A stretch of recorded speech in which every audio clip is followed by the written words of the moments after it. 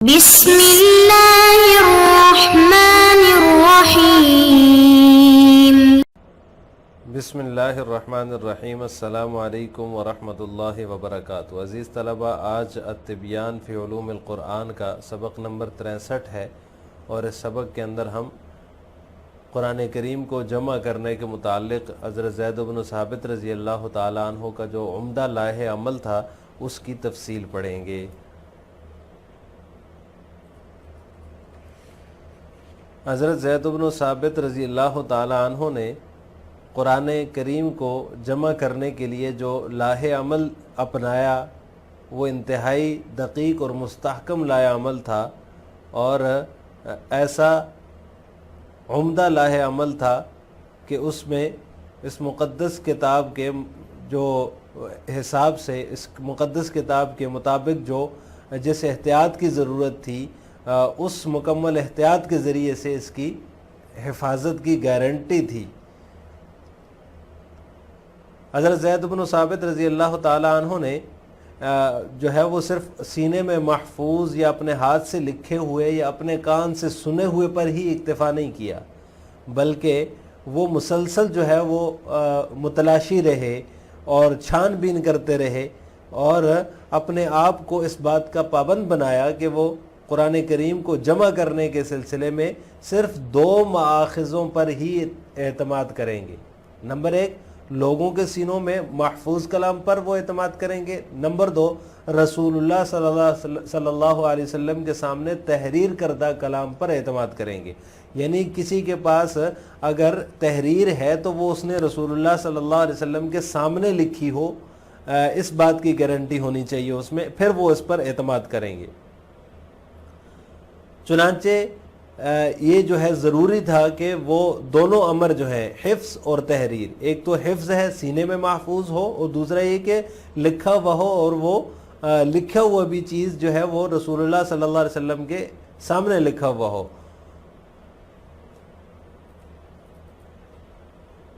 لہٰذا یہ ضروری تھا کہ دونوں امر جو ہیں یہ حفظ اور کیا کہتے ہیں تحریر، یہ متحد اور جمع ہو جائے۔ تو اس کے لیے اس میں بھی انہوں نے اپنی جو ہے وہ شدید حرص جو تھی ان کی، اور جو احتیاط تھی وہ اس قدر تھی کہ وہ اس کو بھی ان 2 ماخذوں پر اعتماد کرتے ہوئے بھی مزید انہوں نے یہ شرط لگائی کہ وہ اس وقت تک اس کو قبول نہیں کرتے تھے جب تک 2 عادل گواہ اس کی گواہی نہ دے دیتے کہ اسے ہم نے رسول اللہ صلی اللہ علیہ وسلم کے سامنے ہی لکھا ہے۔ پہلے تو انہوں نے 2 مآخذ پر اعتماد کیا، سب کچھ چھان بین کرنے کے بعد 2 مآخذ جو ہے وہ اپنے لیے سیٹ کیے۔ ایک تو یہ تھا کہ وہ جو سینوں میں محفوظ ہے اس پر اعتماد کریں گے، اور دوسرا یہ کہ جو آپ صلی اللہ علیہ وسلم کے سامنے لکھا ہوا ہوگا اس پر اعتماد کریں گے۔ اور پھر اس کو بھی قبول کرنے میں ان کی جو حرص تھی، احتیاط کی جو شدت احتیاط تھی، وہ یہ تھی کہ وہ اس پر بھی 2 گواہ مانگتے تھے کہ اس پر بھی 2 گواہ ہونے چاہیے کہ ہم نے اس کو رسول اللہ صلی اللہ علیہ وسلم کے سامنے لکھا ہے، پھر وہ اسے قبول کرتے تھے۔ اس پر جو ہے وہ حضرت ابو داؤد رحمہ اللہ تعالیٰ کی جو ہے وہ ایک حدیث ہے جو انہوں نے اپنی کتاب سنن ابی داؤد میں ذکر کی ہے، وہ اس پر دلالت کرتی ہے کہ حضرت عمر رضی اللہ تعالیٰ عنہ نے آ کر فرمایا کہ جس نے بھی قرآن کا کوئی حصہ رسول اللہ صلی اللہ علیہ وسلم سے حاصل کیا وہ اسے لے آئے۔ لوگ جو ہے وہ اوراق پر، تختیوں پر، کھجور کی شاخوں پر قرآن کریم لکھا کرتے تھے، تو حضرت عمر جو ہے اس وقت تک کسی آیت کو قبول نہ کرتے تھے جب تک کہ 2 گواہ اس پر گواہی نہ دے دیں۔ اور اسی طرح دوسری ایک سنن ابی داؤد کی روایت ہے کہ حضرت ابوبکر نے حضرت عمر رضی اللہ تعالیٰ عنہ اور حضرت زید بن ثابت رضی اللہ تعالیٰ عنہ کو یہ حکم دیا کہ تم دونوں مسجد کے دروازے پر بیٹھ جاؤ، پھر جو شخص بھی کوئی آیت لے کر آئے تو تم اس پر 2 گواہ طلب کرو۔ جب وہ تمہارے پاس کسی جز پر، قرآن کریم کے کسی جز پر، کسی آیت پر 2 گواہ لے کر آ جائے تو تم اس کو لکھ دو۔ تو ان احادیث میں بھی اس کا پتہ چلتا ہے کہ انہوں نے اس پر بھی گواہوں کی شرط لگائی کہ جس کے پاس 2 گواہ ہوں گے ہم جو ہے اسی سے ہی قبول کریں گے۔ حافظ ابن حجر رحمہ اللہ تعالیٰ فرماتے ہیں کہ دو گواہوں سے مراد حفظ اور تحریر ہے، جو دو مآخذ انہوں نے اپنے لیے اعتماد کے لیے سیٹ کیے تھے حضرت زید بن ثابت رضی اللہ تعالیٰ عنہ نے، اس سے مراد وہ ہے، یعنی ایک تو سینے میں محفوظ ہو، دوسرا ہی کہ آپ صلی اللہ علیہ وسلم کے سامنے لکھا ہوا ہو۔ اور علامہ سخاوی رحمہ اللہ فرماتے ہیں کہ مطلب یہ ہے کہ دو شخص یہ گواہی دیں کہ یہ مرقوم کلام ہم نے رسول اللہ صلی اللہ علیہ وسلم کے سامنے ہی لکھا ہے۔ یہ حضرت ابوبکر صدیق رضی اللہ تعالیٰ عنہ کی حد درجے کی احتیاط تھی، جسے انہوں نے حضرت زید بن ثابت رضی اللہ تعالیٰ عنہ کے لیے قرآن کریم کو جمع کرنے کے سلسلے میں معیار بنایا تھا، ان کے لیے معیار قرار دیا تھا۔ الخطۃ الرشیدۃ فی جمع القرآن وقد انتهى زید بن ثابت رضی اللہ تعالی عنہ فی جمع القرآن خطۃ رشیدۃ فی غایۃ الدقۃ والاحکام فیها زمان لحیاتۃ هذا الكتاب المجید بما یلیق به من تثبت بالغ وحذر دقیق فلم یکتفی بما حفظ فی قلبه ولا بما كتب بیدہ ولا بما سمع بأذنہ بل جعل یتتبع ویستقصی آخذا نفسه ان يعتمد في جمع القرآن على مصدرين اثنين، الاول ما كان محفوظا في صدور الرجال، الثاني ما كتب بين يدي رسول الله صلى الله عليه وسلم، فلا بد ان يتضافر الامران الحفظ والكتابة، وبلغ من شدة حرصه واحتياطه انه لا يقبل شيئا من المكتوب حتى يشهد شاهدان عدلان انه كتب بين يدي رسول الله صلى الله عليه وسلم، يدل عليه الحديث الذي رواه ابو داود في سننه قال قدم عمر فقال من كان تلقى من رسول الله صلى الله عليه وسلم شيئا من القرآن فليأت به، وكانوا يكتبون ذلك في الصحف والألواح والعصب،